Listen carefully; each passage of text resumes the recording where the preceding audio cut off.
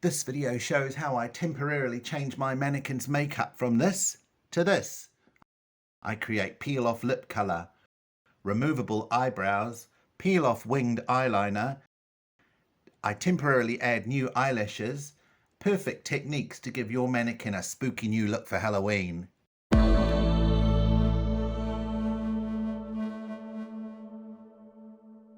And now I'm going to create the winged eyeliner that you can peel off, and I'm just using 3M insulation tape. It's different to this other tape, which is a bit shinier. 3M has a slightly matte finish, so I prefer to use that.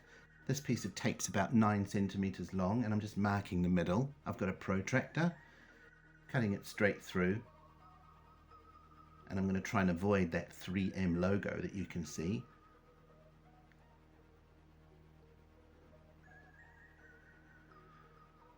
So I've taken my protractor and I'm going from that central point right to the edge. I'm actually trying to keep that right angle at the end of the winged eyeliner so it's nice and sharp. You can mess around with these dimensions. I'm just doing this because it seems to have worked. I winged it and it came out okay.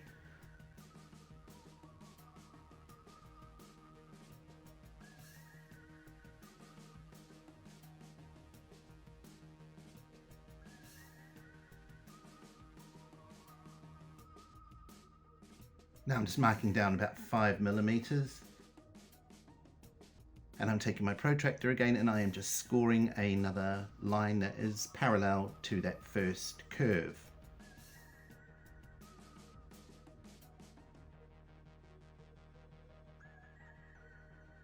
And now I'm doing it to the other side. And I thought about trying to avoid that 3M logo when I set this up. But of course, if you don't have 3M insulation tape, it won't be a problem. But yeah, like I said, the 3M insulation tape just has a bit more of a matte finish, I find.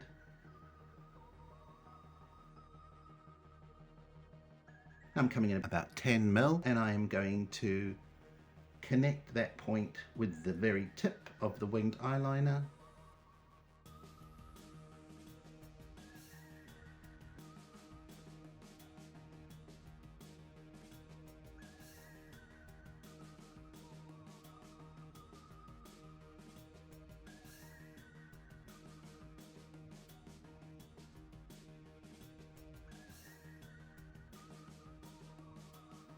And now I'm just carefully removing the outer parts that I don't need. I'm trying to keep it stuck to the cheap chopping board. It's a plastic board used for chopping vegetables on, I think.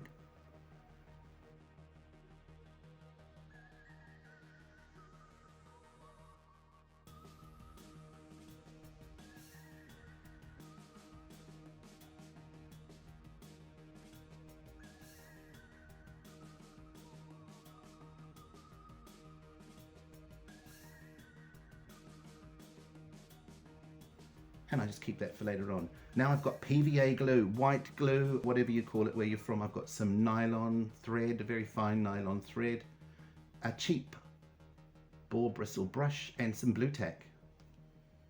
Now I'm putting this blue tack at the corners of her mouth, and this is just going to keep that nylon in place. I put the nylon in the crevice of her mouth where the lips meet, and that just helps when you're taking this off, making sure that nothing gets stuck in that crevice where the lips meet.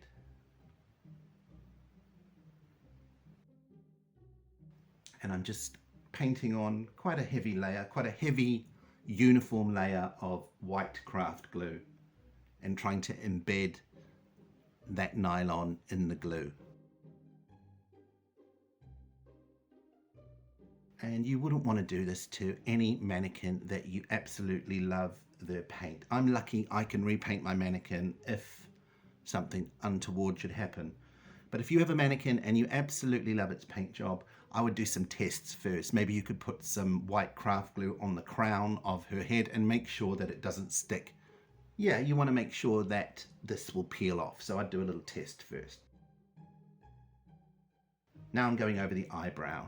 And I'm pretty much doing the same thing, just a nice heavyish application of glue. I want to have a very clean edge.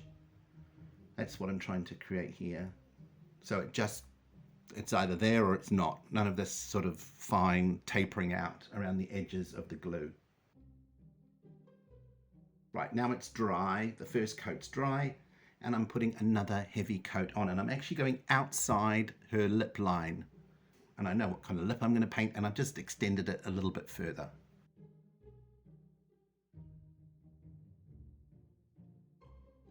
And now I'm going back over the eyebrows. I've not bothered to embed any nylon thread in the eyebrows, mostly because there are no tricky contours to catch the glue and make it more difficult to get it off. You could incorporate some nylon in the brow area if you were worried about picking it up to peel it off at the end, but I find that it's not really necessary usually.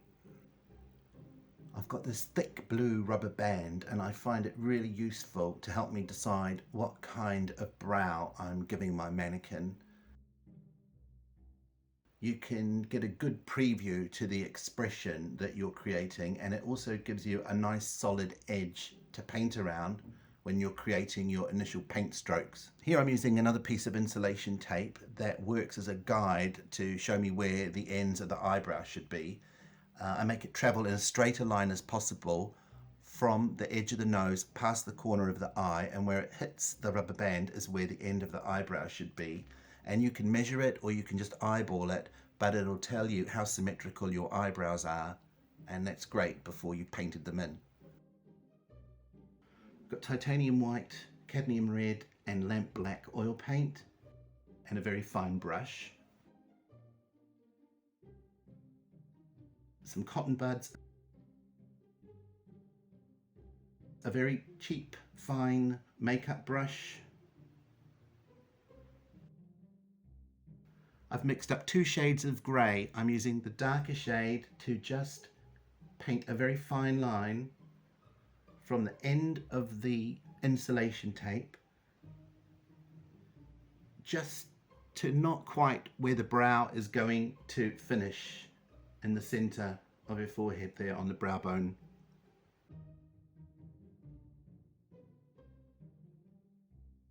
Doing that on both sides.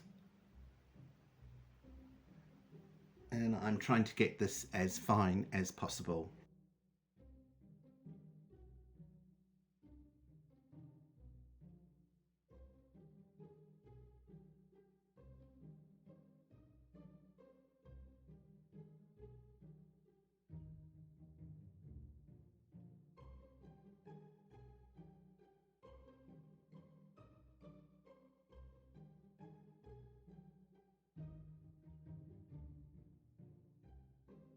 Now I'm removing the insulation tape carefully. Try not to disturb that rubber band, and lifting the rubber band off very carefully. I don't want to smudge this line. And you can kind of see now whether or not you've got a nice symmetrical look. I'm just smudging out these lines slightly with a cotton bud.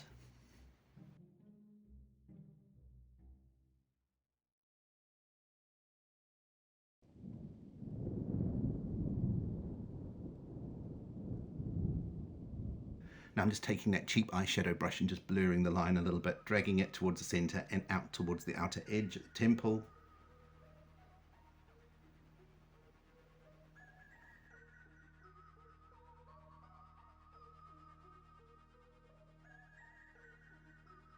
That white glue's dried at the mouth now, so I'm just carefully snipping off the nylon and removing the blue tack, trying not to lift that white glue off the surface of the face. And you can use the blue tack to just pick up any leftovers that might be stuck to her face.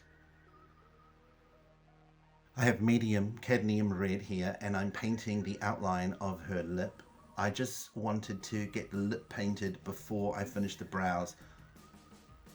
Here I'm focused on making sure that I'm inside the dried white craft glue, obviously, and I'm painting a finer line as possible that I will soften out after I get the line completed.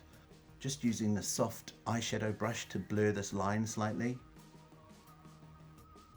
rather than blocking the entire lip out and then trying to soften the line. I find I get a little bit more control this way, especially when I'm painting a really dramatic lip color.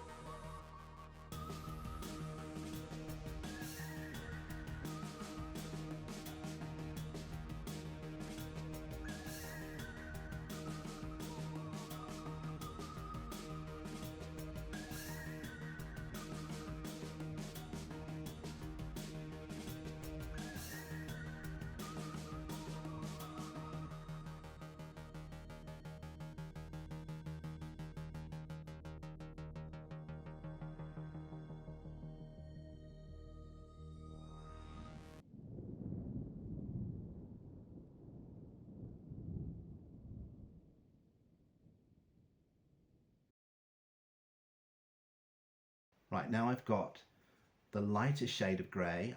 Like I said before, I mixed up 2 shades of grey, and I'm above the initial line that I painted, and I'm painting like a chevron shape that tapers out towards the end with the lighter grey.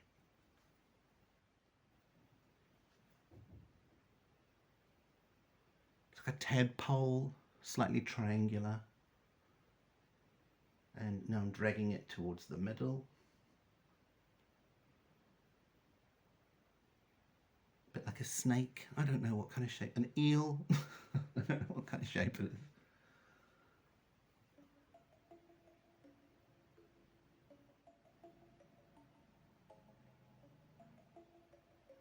And now I have the darker colour, the darker grey, and I am painting a line that's almost parallel to that initial line that I created, but I'm just sort of making it meet at the outer ends.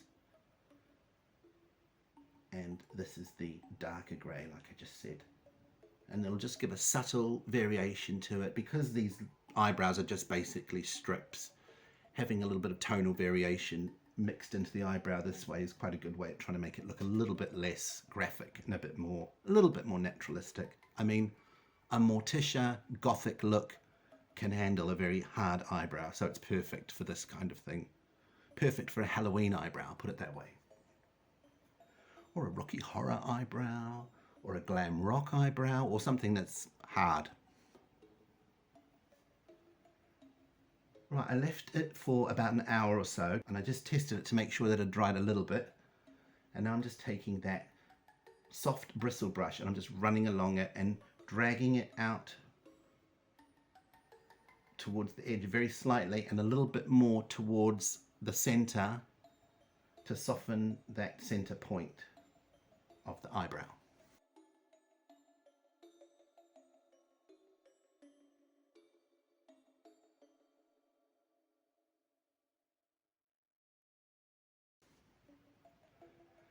And you can use a cotton bud to tidy it up a little bit.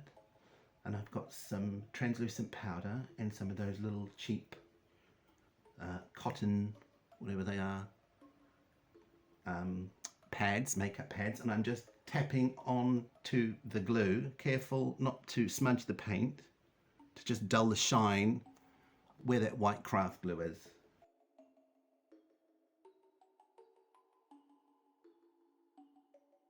Now I'm peeling off the pieces of insulation tape off the chopping board with the tweezers, and I'm just applying it to the lash line, and I'm holding it in the center with a toothpick or a bamboo skewer or something. I'm not sure what it is, but it's just to help position it. And you could really mess around with these lines. I've gone for something that's not too over the top, but you could make it as big as you like.